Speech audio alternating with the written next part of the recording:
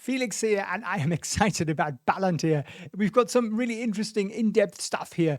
I'm going to take you through Palantir's latest release on how they are beating COVID.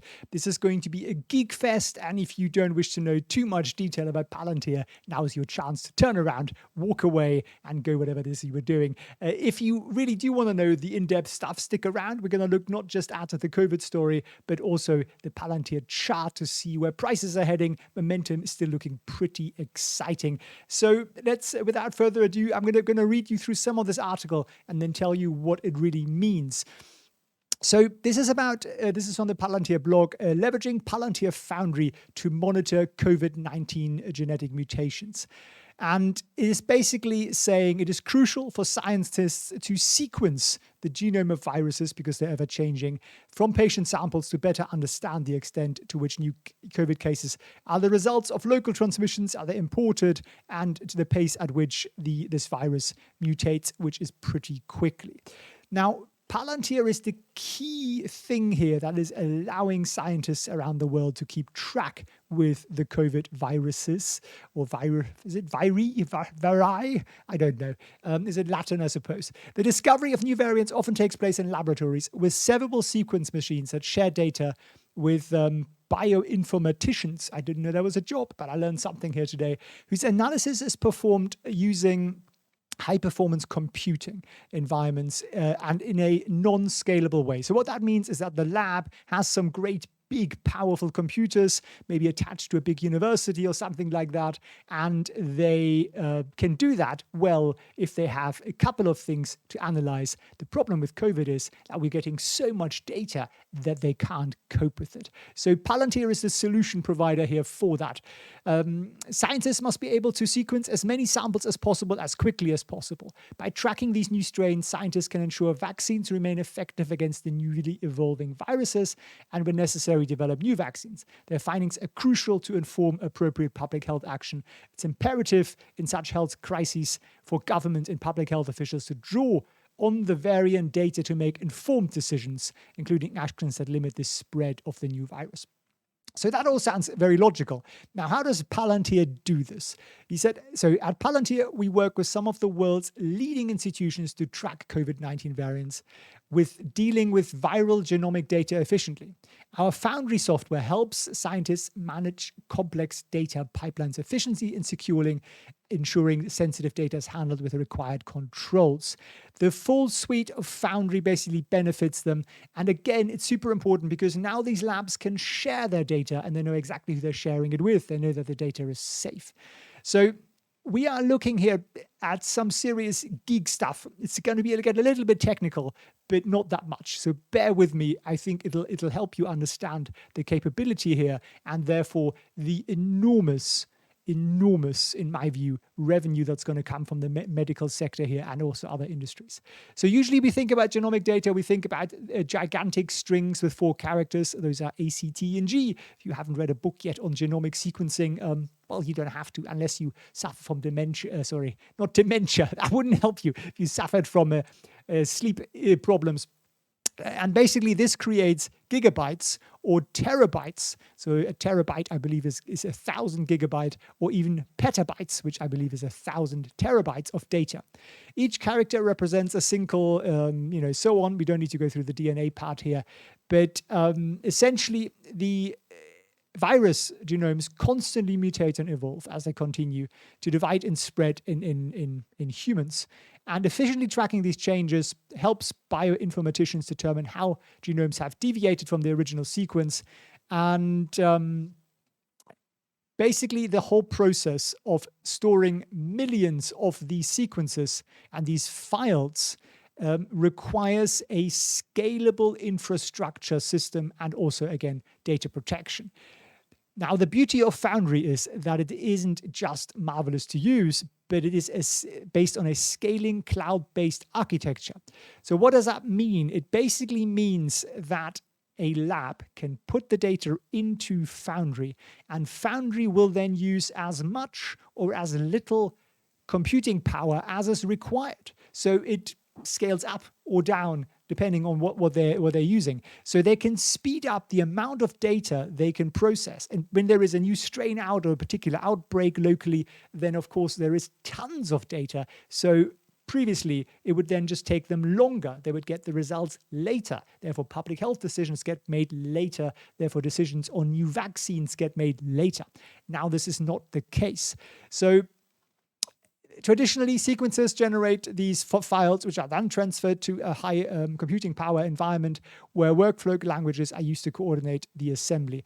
This is the established approach, but it has limitations. It doesn't allow for transparency, accountability, automation. And those are a problem. Now, this can be remedied with Foundry. Foundry has demonstrated its value to scientists who use this approach by easing automation while encouraging collaboration, transparency, and accountability in biomedical data handling. Foundry's external compute module connector leverages the popular workload management system Slurm, that's a great name, and other open source tools to connect high-performance computing nodes. So basically connecting lots of great big computers. By managing all the data and code versioning while taking care of pipeline and so on, Foundry frees scientists from managing those processes. Instead, it focuses them on core genomic data analysis, research, and outcomes. And then here it explains how this process works if you want to understand it. So they collect a specimen from our mouth or nose. They then take samples, they isolate them, they purify them, and then they put them through a real-time reverse transcription chain reaction sort of computer. And that basically gives us this DNA library. So we then have this DNA sequence that we are sort of used to seeing, and that is then loaded into files, and then we analyze the sequence. And that is millions and millions of sets of data. So the massive benefit of what they call cloud elasticity to scale the pipeline is really the huge benefit here. The scalability means that genomes can be aligned in a cluster of computing resources that can grow and shrink in size depending on demand without requiring additional pipeline changes. And this is really the key to it, why they can do it much, much quicker. So in conclusion, and that's nearly the end of this Geek Fest here, is that our partners are able to optimize their current HPC, so high-powered computing environment, using external compute module connectors and leverage the flexibility of cloud elasticity as needed. Partners also benefit from Foundry's standing capabilities such as data integration, code versioning, data health, schedules, etc., that emphasize automation, collaboration, transparency, and accountability. By leveraging all of this, researchers are able to link genomic data to clinical outcomes, and it frees scientists up to focus on what's truly important to them, research and development. Ultimately, Foundry is well positioned to lead more agile and informed outbreak response, advancing scientific understandings of virus evolution and epidemiology. So this is marvelous for COVID as we are battling this irritating virus that keeps changing. But you can see, I think, that this is just going to be the future of science. A scientist that's worked on this system, why would they want to go back to an old system where they are restricted with the amount of computing power they have, where they have to do all the processes themselves, schedule them themselves, and it just takes up an inordinate amount of months of their time, whereas really they want to focus on the R&D side. So I think this is, even though a little technical, I think it's worth understanding, and that's why I'm quite excited about Palantir, because they are doing something here that very few people understand, and very few people understand just how important and useful this truly is. Now, if you're only here for the numbers, then you are in the right place. We are now talking prices. We are going to look at the chart here, and we've come from down here, our green area pre-earnings. We've jumped up into the sort of $25 region after earnings, which is marvelous, and we are still flying up very, very nicely. So we have a beautiful trajectory up here that keeps going up and up and up.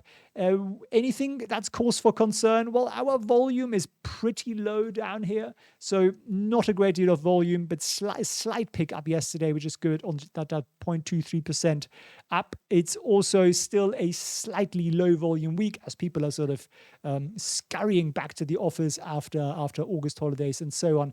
But this is a positive. I mean, this is as positive as it gets, essentially. Let me show you the momentum indicator here. So momentum has positive or negative. You see that little green line I just put in down here? This one, when you're below it, you're in negative momentum territory. We are really, really positive. We are at like 1.87. So we have, this is a little bit further back in time. We were down at -5 here previously, and now we are really, and have been for quite some time, in a really positive zone, basically since earnings. The earnings have really changed things, and I do think that's what's going to make Palantir stock move. It's more quarters, so more quarterly earnings, and hopefully we're going to get well over 400 million revenue in the next one, and that will really start to change people's minds. Now, there are 2 points here that are holding us down, that are pinning us down. One is the high of 2 days ago at 26.86, which is also basically the same high that we had on the last trading day. So 26.86 or 26.88 is something we haven't been able to break through. Above that, there is the peak from the last rally, 27.50. That's really going to be also a sticking point, so watch out for that. That's going to take a little bit of time to break through. But generally speaking, this is looking good. I obviously, the market can go up and down a little bit here, but momentum is really good. We have a very nice continued long upwards trajectory now here since mid-July down here. And yeah, we get a bit of up and down and zigzagging, and I like that. Each time we zag, we build some more support. So I'm very happy with Palantir. The only thing is it could be cheaper and then I could buy more, but you can't have it all, can you? If you want to understand a little bit more about technical analysis, I teach it. I teach it in the Master Stocks course. There's tons of it in there to really understand charts, but much, much more. You will also be able to value companies yourself. You'll be able to confidently read financial statements. You'll be able to understand which economic indicators do what to your stock and your portfolio. You'll learn how to diversify, and you'll be able to build a long-term portfolio that's going to be reliably perform for you and make you financially free and confident and make you sleep better and everything else. So take out advantage of the coupon Study Buddy, valid until the end of the week. That's 29% off. And the Study Buddy is our program I just launched, where you enroll and your buddy gets free lifetime access to the same course and also to our community. And why do I do that? Because all science says studying together is twice as effective. So we are going back here to science, and people seem to really enjoy this so far, to be able to share it with somebody, spread a little bit of joy, and not just a little bit of joy, but actually help somebody become financially free at the same time. If you are more of an active trader, you buy or sell shares a couple of times a month, don't do it with shares, do it with options. It's lower risk because it's defined risk. It needs less capital, and it gives you higher income. So option strategies are really, really marvelous for the more active traders, or if you just want more passive income. So check that out. That's got about 80 or 90 lectures in there, and it's just tradable strategies, no theory, no boring history. I just take you straight through how to do it. I show you how to do it on platforms like Webull and Thinkorswim and so on. So take advantage of that. You can also bundle the two together and you'll save an extra $100. The link is down below, felixfriends.org/bundle1. And I truly appreciate you watching. If you vaguely enjoyed this video, I would really appreciate a thumbs up. It makes such a difference for the algorithm to tell the algorithm that this isn't complete gobbledygook and that they will recommend the channel a little bit more. We are rallying towards 25,000 subscribers, which is absolutely marvelous. So a huge thank you to all of you who've pressed that red subscribe button, and I look forward to seeing you on the next video.